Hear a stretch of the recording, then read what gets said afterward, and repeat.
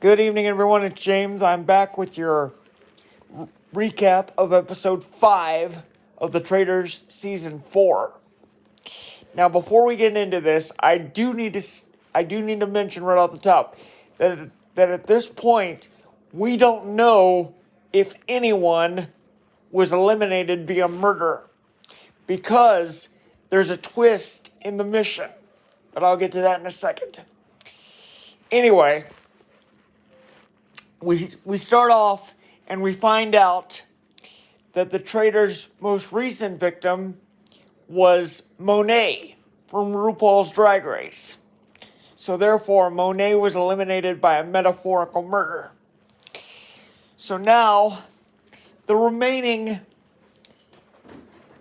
castle guests, if you will, go on to the mission. And this time, the goal was to search the blood fountain, if you will, for tokens that would lead them to statues that needed to be placed around the fountain to make it reignite and squirt blood again. It wasn't, and it's not real blood, it's just liquid water painted red to look like blood. But anyway, the idea was to find each of these statues, and for everyone that was brought back to the castle grounds and put in its proper location, $2,000 would be added to the prize pot. There were 8 statues in total, so that meant $16,000 was up for grabs. However, there was a bit of a twist. The guests were asked to divide into groups, and every group had the option at every location where there was a statue, there was also a shield.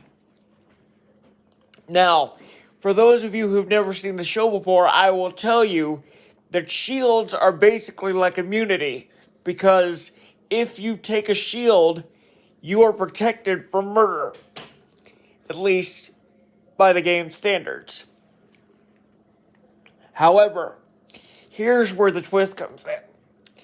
The goal was to get all 8 statues back to the castle grounds and place them in their proper locations within 10 minutes. If they were successful in doing so, they would earn $16,000. But if by the end of the mission, no one had taken a shield, that means that there would be no murder tonight, on that particular night. And the episode would just end with nobody going home. At least not that way. But if one person, and I mean just one person, takes a shield, that means the traitors get to murder just like usual. So, we come to the end of the mission, and with seconds to spare, the guests get all 8 statues in time, raising $16,000, bringing the prize pot to $106,000. Then we get to the banishment.